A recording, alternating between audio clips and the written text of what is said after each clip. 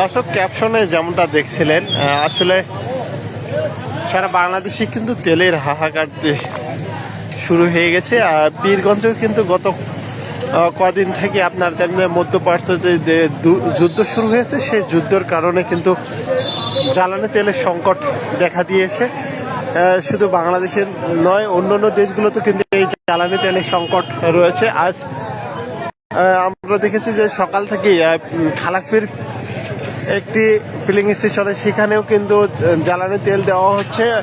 পীরগঞ্জের যে ধনাশালায় অবস্থিত বাড়ি ফিলিং স্টেশন, সেখানেও কিন্তু তেল দেওয়া শুরু করা হয়েছে সকাল থেকে।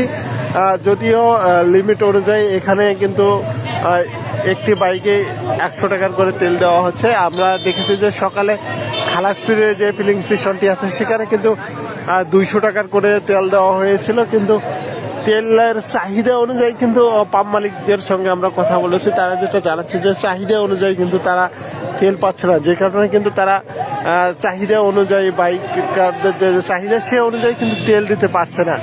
আমরা দেখেছি যে অনেকের বাইক কিন্তু পাম্পে যে আসবে সে আসার মতনও কিন্তু অবস্থা নেই, যে কারণে কিন্তু অনেকেই বাইক রেখে বোতলে করে তেল নিয়ে যাওয়ার জন্য এখানে এসেছে। এখানে এই বাড়ি ফিলিং স্টেশন, এখানে কিন্তু সকাল থেকে তেল দেওয়া হচ্ছে, 100 টাকার করে তেল দেওয়া হচ্ছে। তবে একটু আগে আমরা দেখেছি যে পীরগঞ্জ থানার পুলিশ সদস্যরাও এখানে উপস্থিত ছিলেন, তাদের উপস্থিতি কিন্তু এই যে বাইকের তেল সেটি কিন্তু দেওয়া হচ্ছে।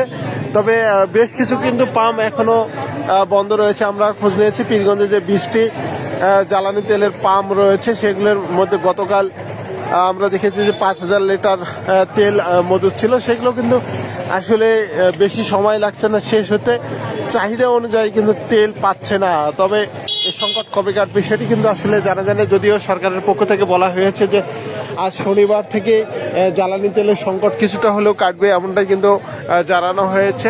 তবে কবে এই তেলের সংকট কাটবে সেটি কিন্তু জানার বিষয়। আমি এই মুহূর্তে অবস্থান করছি পীরগঞ্জের যে ধনাশালায় অবস্থিত বাড়ি ফিলিং স্টেশন, সেখানেই অবস্থান করছি। এখানে দেখতে পাচ্ছেন যে বিভিন্ন জায়গা থেকে বাইকাররা এখানে কিন্তু বাইক নিয়ে এসেছে, তারা এখানে তেল নেওয়ার জন্য লম্বা লাইনে দাঁড়িয়েছে।